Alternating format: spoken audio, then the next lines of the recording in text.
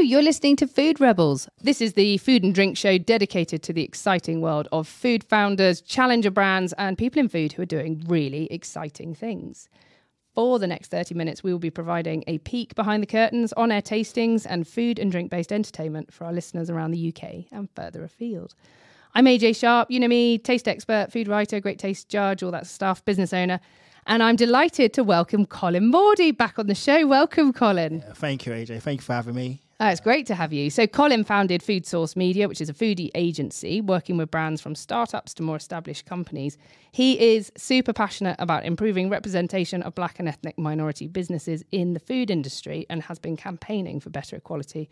We're so excited to have Colin back on the show.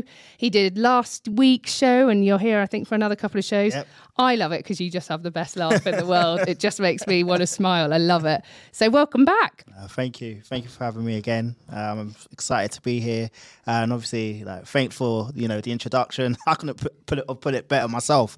Yeah, like as you said, I work with independent food and drink businesses, while at the same time champion for that equality and inclusion within the foodie industry, really, and that's what we do. That's really awesome. Today's show is going to be about plant-based foods. What do you think? What's your stance on plant-based? Do you eat plant-based? Some plant-based snacks, but I want to say it's not strictly, I'm not as strict as that with myself in terms of and I do like the added, healthy eating and elements. But if it's a plant-based pizza or plant-based, something to nibble on, I'm all in, All in. Yeah. I love it. Yeah. It's not just plant-based. It's sort of everything we've got here is plant. It is plant-based. Anyway, shall I just introduce everyone? So we can explain what's going on. So we have got here in the studio Mitch Lee from Purezza. Have I said that right? Yeah, perfect. Amazing. And Karen Prado from Chimi Love. Yeah. Hi, welcome. Shall we start with Mitch? Can you just kind of introduce Purezza? Tell us a little bit about the business, please. So Purezza was actually Europe's first vegan pizzeria. Back in 2015, founders Tim and Stefania, husband and wife team, just essentially thought no one was doing vegan pizza justice at the time. Stefania, being from Tuscany, was like, I want to show how good vegan pizza can be. And they launched the first restaurant down in Brighton. From there, they've since opened them in Camden in London. We've got one in Manchester. We did have them in Bristol and Hove, but decided they weren't the right location. And instead, what we've now done is focused on the actual cheese side of the business. So when things launched, they weren't happy with any of the vegan mozzarella they were using. It would burn, it would go crispy. It wouldn't actually taste very nice. Yeah, it hasn't been good for years, has it? And it would give you that sticky mouthfeel. Yeah.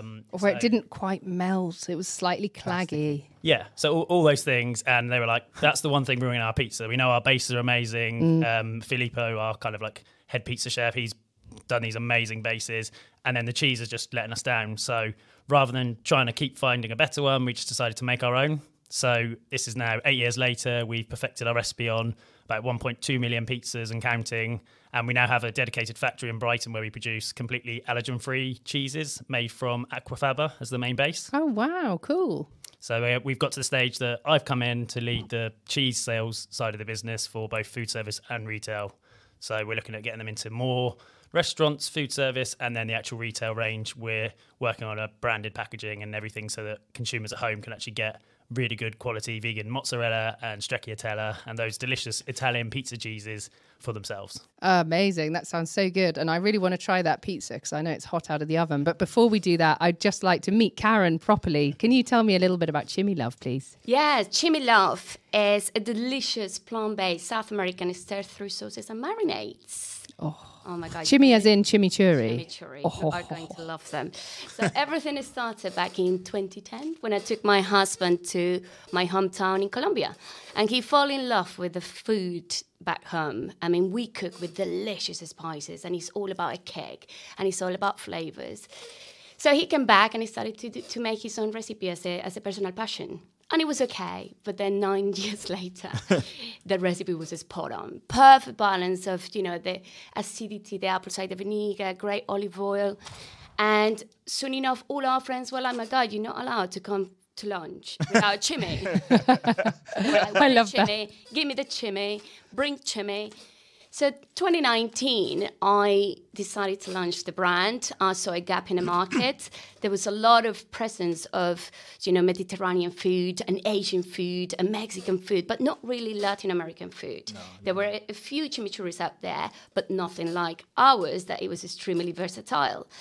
So I was freelancing at that time at home and just started the pandemic as well. So from being in the office to being at home, it was quite difficult because I had to cook. I didn't know what to cook in 15 minutes. So I started to experiment more with Jack's sauces. And oh my God, I was like, God, there's nothing like this that you can actually have, with your vegetables, with a piece of fish, put it on the grill and it's done. So here we are now. We launched now 6 different sauces now, chimichurris. We got 3 types, a mild, medium, and hot. So it's for different type of palates. We got an ají sauce, traditional from Colombia, chimichurri and mayonnaise, creamy with a nice kick, chimi mango chutney, mango and jalapenos. I cannot wait to taste. I can see you've brought all 6 in. I know. Which we got past the producer who always says no more than 3 in the range. And we're like, yeah, there's 6 now. So now, we're selling now 7,000 jars a month at the moment, and the company is just growing and growing and growing. And, this is what we want. We want just to bring the taste of South American to every kitchen. Oh, amazing. That's a good slogan. That's a good one. Should get it with a jumper or something. You know what I mean? T-shirt ring. Yeah, man. Right, Mitch, I know this pizza is fresh out the oven and it's filling the studio with the most incredible smells of what smells like the most authentic margarita pizza. Are we allowed to try a bit? Yeah, please dig in. Amazing. So tell us how you made this while we stuff our faces. So the actual base themselves, Filippo, as I said, he's a pizza perfectionist, really specific on the quality and how the pizza should be. We couldn't find any kind of pizza doing the justice to what we wanted in the UK. So we actually have a factory in Italy that produces these wood-fired pizza bases to the same recipe we make in our restaurant. So I love the comparison by these come as like a frozen pizza with the tomato sauce on. And then all I've done is just chuck it in the oven and put our grated vegan mozzarella on top. But when we do trade shows and things, people are like, oh, well, have you got a pizza oven? And we're like, no, just a standard, cheap electric oven off Amazon. And you get that really nice wood-fired, soft, doughy feel. And the tomato sauce is always the defining factor, I think, because I think the base is amazing, but it's often the tomato sauce doesn't taste like the kind of authentic Italian tomato sauces that you get, but that tastes incredible. Yeah, so and I good. think the thing with it is you have to start with the good quality ingredients, and it's hard to get better quality than at source. So in Italy, they know how to grow tomatoes, they know the quality, and things like the tomato sauce recipe, it's going to be super basic, but the ingredients speak for themselves, which is part of what we do, celebrating that Italian culture, but in our restaurants and now with our cheeses. Oh, it's amazing. So good. And then what's the other, what other stuff have you got there? Basically, for those who can't see, being a podcast, we've got half a plate of the mozzarella. So that's just been melted on. And then the other half is I'll get told off for saying this wrong, but it's stracciatella. Stracciatella. So we have a plant-based version called stracciatella, and it's essentially the same mozzarella as the base, so still aquafaba base, and then mixed with an incredible plant-based cream. So you get this really creamy, slightly tart. It's almost a sort of burrata type thing, isn't it? If you imagine, if you can't picture it, if you cut into a burrata and you see the stuff that oozes, this would essentially be the stuff that's inside. So burrata is made by mozzarella shreds and cream, normally in a mozzarella casing. So when you cut it open, it will open. We are trying to work on the burrata side. We've done some amazing concepts and it is fantastic. But this cheese in particular, by the time this launches, the stracciatella should be in Everyman cinemas as the base vegan cheese. So that's the first kind of big listing I'm really excited about. That they tried, saw my LinkedIn post and went, wow, where can I get this cheese? We got them to the Manchester restaurant. Again, they were like, wow, it's incredible. Sent it to their chefs. All their chefs are like, we need to swap now. So it's, as things always do, they've taken a while. We've had to go from, although we're producing the cheeses, they haven't commercialized it. So they didn't have any barcodes, any labels, I was like, what's a pallet size? They're like, we've never sold a pallet. I don't really know how to do this. So I've had to kind of sort all these bits, but we're now literally any day now, we're going to do the first order and it's going to get moving. It's amazing. I mean, you're literally talking dirty to me. Like the whole kind of concept of a really good burrata where you kind of break through that outer shell and it kind of pours out of this kind of creamy, incredible, heavenly stuff that I just get so excited about it. It's unbelievable. And that is so authentic, isn't it? No, it is. It's very tasty. Like I've just tried it. Obviously, the slice of pizza, and it is very tasty.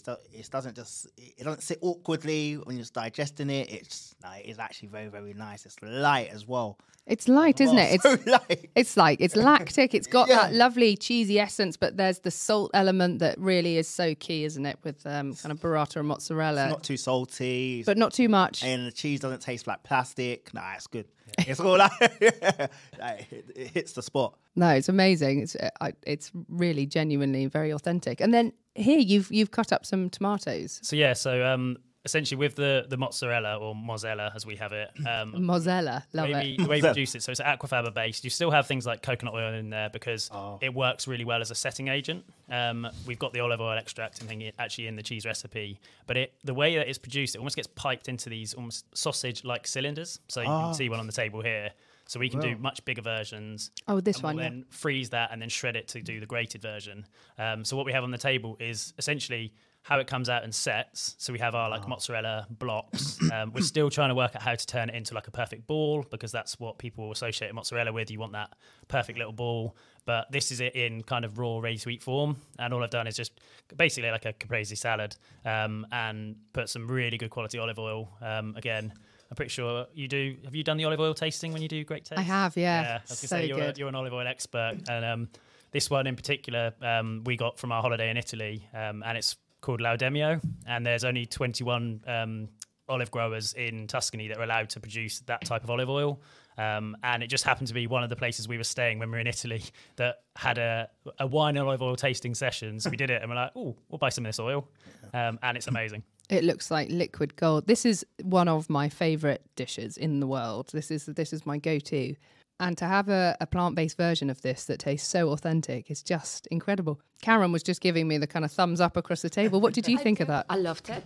Honestly, I do. I'm with you. I absolutely love the mozzarella and tomato, olive oil and basil. So nice, so plain. And this is really good. It's really authentic. It really tastes that you're actually eating mozzarella. And it's one of the things, I'm a conscious consumer, flexitarian. I eat vegan or vegetarian foods probably half of the week. And I would say if anyone said, go vegan for a month or, I do veganuary or something like that, it would be mozzarella that I would feel like, I can't not have mozzarella. It's like such a comfort food for me. But to know that this exists is insane. We feel it's really like the one place in vegan cheese that hasn't been challenged for a while. Like you have your Violifes and your Shees and these big companies who've made mainstream cheeses accessible for the market, whether that's food service and retail. But no one's really kind of focused on a mozzarella that doesn't give you that sticky mouth feel, that starchy flavour. We've come at it from does this work in our restaurants? And we tested it on over 1.5 million pizzas, something like that, and counting.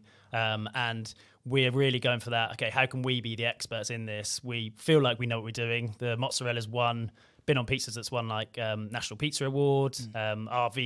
Filippo, our chef, won a pizza award with a vegan pizza, even though it was just a regular pizza category. Oh, wow, that's impressive. And that was, again, using this mozzarella. So we know we've got the credential. So essentially that's what I've joined the team to try and do is go, hey, everyone, look at how good this cheese is. So the retail side, if we can work out how to package it and make it exciting, I think there's a really big opportunity for this to do really well. Yeah, I completely agree. I mean, Mitch and I actually met when we were judging the plant-based category for Great Taste. Good. And it was just incredible, wasn't it? The breadth of different products available, but the quality. I mean, there is still a big range, I would say, from top to bottom. But at the top end, things like this, it's absolutely extraordinary how authentic it is, the flavours. And you know what? I think for kids as well, because there are so many kids now with lactose intolerance. I mean, my daughter was lactose intolerant. She's not okay. But for us, it was quite difficult because, of course, wherever you go, the cheese is a cheese sandwich, is a burger and cheese, is a pizza with cheese. This is brilliant. I mean, I can see her really loving this instead of the other flavors that taste quite plasticky, like you say, Colin. No, you're right. Yeah, my daughter was the same. She could never eat cheese at all. And now she's fine. She's done the milk ladder, whatever, and she's 8. But she doesn't like cheese anymore because any cheese alternative she had as a child tasted so revolting that she thinks cheese is awful. And I'm sort of, trying to get her back into the world of cheese.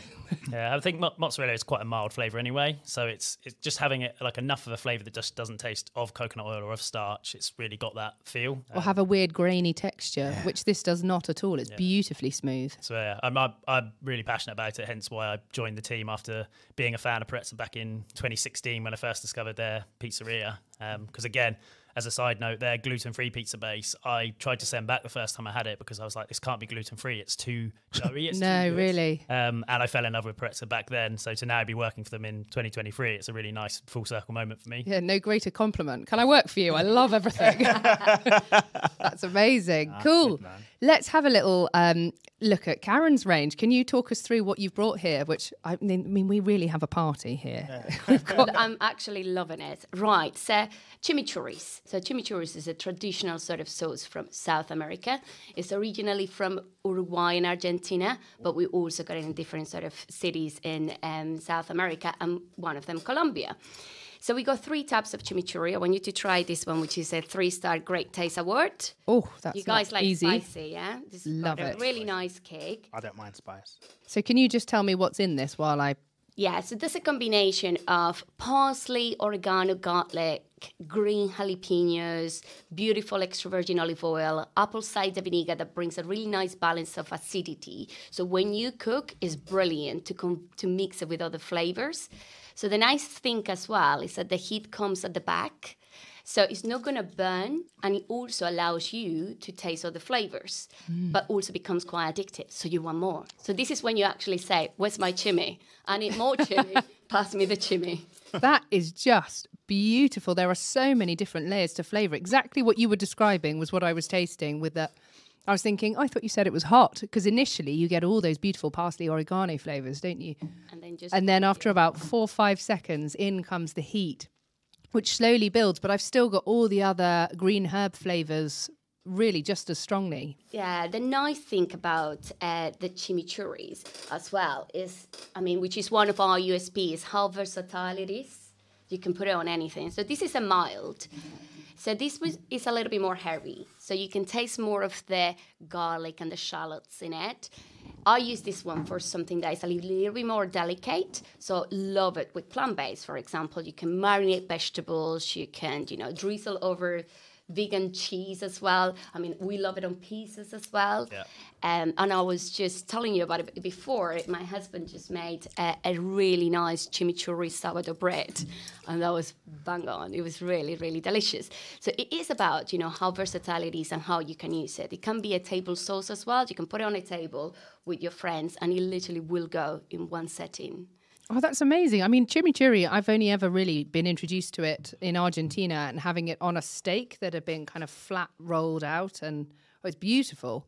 Yeah, but you can have it on all sorts of things. I mean, we mix it with eggs in the morning. Eggs in the morning. Oh my God, it's delicious. Honestly, a nice How do you omelette. like? Exactly. There is so many ways that you can use these sauces. And this one, oh my God, this is my favorite one. It's spicy, but this is called ají. It's a traditional sauce from Colombia. So it's Colombia in a jar. And that's a mix of red peppers, red jalapenos, onions, and coriander. So the chimichurris were parsley. This is coriander base. And that I love.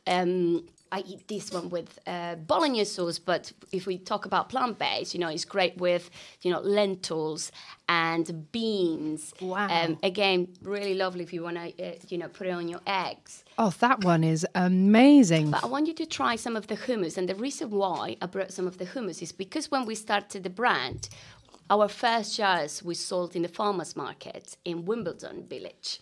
And this is the way we were giving people to taste our sauces. Nice cracker, piece of bread with some hummus that we mix with chimi or with ají. And everyone was like, oh my God, can I buy that hummus? I was like, no, we're not selling the hummus. We're selling the chimichurri, but you can mix with the hummus.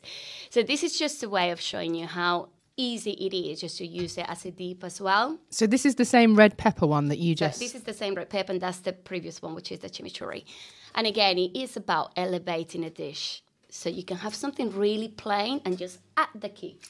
The South American kick is how I call it. Oh, that works so well, doesn't it? Because all the flavours still come through in the hummus. Kick is serious, man. It's quite punchy. Do you need some water? No, I'm good.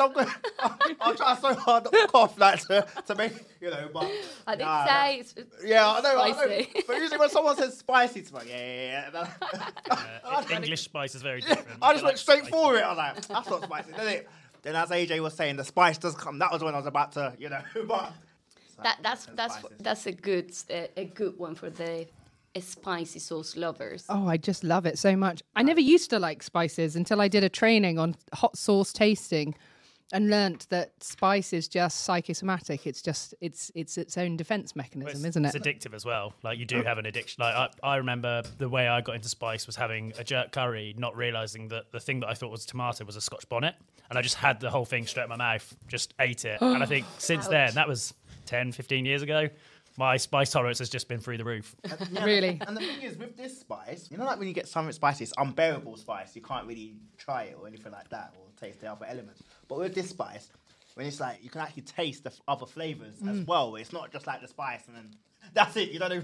Yeah, but There's fruit and all the other elements and layers coming and through. it does creep up on you, but it's a good little. It is a good kick. It's a good kick. You need it. I mean, the another thing is that you can put a little bit or you can put lots. Do you know what I mean? It depends of how much you're actually putting with the food. The one you just try is the new one. Is a mango chutney. Is this the mango chutney that I've just green tasted? jalapenos. I mean, we love it. You can have that with cheese, but we also tried recently with a lamb taco. And that was really, really nice. Oh, it's absolutely delicious. It's definitely milder than the last one that we tasted. Yep. But you get real authentic like mango flavours coming through. And I mean, can you grow mangoes in Colombia? Is that Yeah. It's big in Colombia. Amazing. What would you recommend goes with the mango chutney? I mean, that's we try with cheeses. It's really Yeah. nice. But also we had shoulder of lamb tacos. Oh, And that was yeah. really, Yeah, I can really see good. it. So Yeah. lamb and mango, but honestly, it was really delicious. And these are the sort of things that you will try, kind of like in South America or in the Caribbean, when they mix a lot of that sort of sweetness, spicy and salty food. That is just one of the key dishes. I can imagine it does go well with like mild or even spicy curry dishes as well. Like a good little serving suggestion. They are serious, man. I think this, for me, this is just, there's so many layers of flavour and like you pick out the herbs and the spice and it builds. And I love hot sauce, but a lot of hot sauce lets you down because it either goes really hot and then dead. It's not hot at all. Yeah. So these are fantastic. Yeah, you want the build and the length. And I think with chili, there's a lot of fruit and lovely flavours in there that you should actually be able to get when you've got something that's been really well made like this, that's really well balanced. There's nothing punching you in the face. It's all really well balanced and melded together so you get taken on that journey. And we use a really good extra virgin olive oil as well, which is a Felipe Very extra virgin olive oil. And, for us, it's always been important to, keep our quality to the max, but also just to develop products that are healthy for us. I eat this every day. I cook for my daughter with it. So, there's passion here. It's really great. I can tell the flavour. I tell you what, you've got to try the pizzas with Chimi Churri. Yeah, I'm going to. But Oh my it's going to be God. serious. I think there should be some sort of collab here. I'm telling you, there should be, because it will work very, very well. Like, no, they're serious, man. When you said spice, like I said, I thought, what, spice? And I tried it. I was like, yeah. But bearable spice. Like, Lovely. Yeah, but I love it. And I think you would have it to whatever level you want to, don't you? Like, I'd probably put that on thick. I can imagine on like fish and chicken and, there's so many ways. Like I said to you, like beans stew, for example, or chickpeas stew, lentils, you can mix it with it. And the levels of flavor are beautiful. But as well as, one of my favorite dishes, which is so simple, but is grilled courgettes, which I marinate in Chimi mild. And I put some feta cheese on top and just grill it again. So it kind of like melts. that combo is super easy, especially for some. It's a great dish. Yeah. But, it's bang on. It's really, really Great simple. starter or lunch or something. exactly. Perfect. Which one would you say is better as a marinade than as a? See, I don't want to call it a table sauce because Like a dipping sauce. Like a dipping sauce. Yeah, that's it. Yeah. I love the chimi mild to marinate. I mean, from meat to vegetables to, pretty much everything, because it's quite easy and it's really good for kids as well. I mean, the nice thing about these sauces and one of our USPs is not just how versatile it is on the usage, because it's a cooking sauce, it's a dip, it's a drizzle, it's a table sauce, it's a marinade, but also the markets that we target. I mean, it's a great keto sauce. Is, the Chimi Churris are high in fat, good fat, and very low in carbohydrates. So when I was doing the keto, that was my saver. I was like, oh my God, I can do keto, but there's flavor in here. Yeah. Amazing. Oh, that sounds so good. And did you just have the mayonnaise one as well? Oh, yes. Should we have a quick final taste of that one? So this one is creamy mayo with our Chimi Churri hot. Oh, wow. Yes, really delicious. I mean, I love that with sweet potato fries. Oh, yeah. So good. So that's a vegan mayonnaise. That's a vegan mayonnaise. We replace the egg for potato starch. Potato starch. Yeah. Interesting. And it's creamy, but you can still taste the Very smooth of the Chimi Churri. So it's easy, it's very even smooth. good for fish lovers, if you have that with fish fingers or a little piece of fish or prawns, it's quite an easy one as well. And we launch in a chipotle as well. Are you? Oh, wow. So we get you some, guys. We send you some to try. Chipotle is more like a sauce that you have on the side, so isn't it? Chipotle is another type of mayonnaise, but it's a smoky mayonnaise. So it's got the smokiness as well. It's traditional from Mexico, actually. But we mix our chipotle with ají, which is a combination of the red peppers and the red jalapenos with the chipotle. So you can imagine how delicious is that. Oh, my goodness. And it's plant-based as well. This is like barbecue heaven. Barbecue heaven, yes. No, it is. And really great, I think, if you are making plant-based dishes as well, and you're largely vegetable-based, or whether or not you've bought kind of a meat alternative. But I'm imagining this would work just as well, like really up-level different vegetables and things like that, really make them more exciting and interesting and different throughout the day. Which is quite nice, because I think this is the aim of it. You know what I mean? It's like bringing flavor to something that is quite plain. And most of the time, especially when we work here Monday to Friday, we just don't have time for cooking. We don't want to invest 45 minutes cooking. So make something quite simple, but just add some Chimi Churri, some Chimi Love sauces. So good. What did you think of those, Mitch? Yeah, absolutely amazing. It's totally my kind of sauces. I'd use them on things like salads, because for me, it's just finding ways of like inserting more flavour into dishes. Yeah. I think when I first went vegan and became a chef, it made me more creative as a chef, because you go, actually, you can't rely on fats of the meat, or it's not going to be meat, carb, sauce, vegetables. It's like, how can you get flavour in every bite? So if you're boiling quinoa or couscous, should you put a stock cube in to get flavour? But having things like these in your arsenal would be amazing. I'm sold. Amazing. Cool. I can't believe that's all we have time for. I really just want to stay here all day and eat this. It's so good. So thank you so much for coming in. Thank you very much to my presenter, Colin Mordi. Great to have you again. Thank you very much. And thank you to our fabulous guests, Mitch Lee from Purezza and Karen Prado from Chimi Love. Thank you so much for coming in today. Thank you. You've been listening to Food Rebels. We broadcast live at 5 every Wednesday through radio shows and stations around the UK and further afield, as well as podcasting apps, all the usual ones, iTunes, Spotify, Audible, whatever one you've got on your phone. If you're interested to appear on the show, please do get in touch on hello@foodrebels.co.uk, as we'd love to hear from you, especially if you've got a rebellious story to tell us.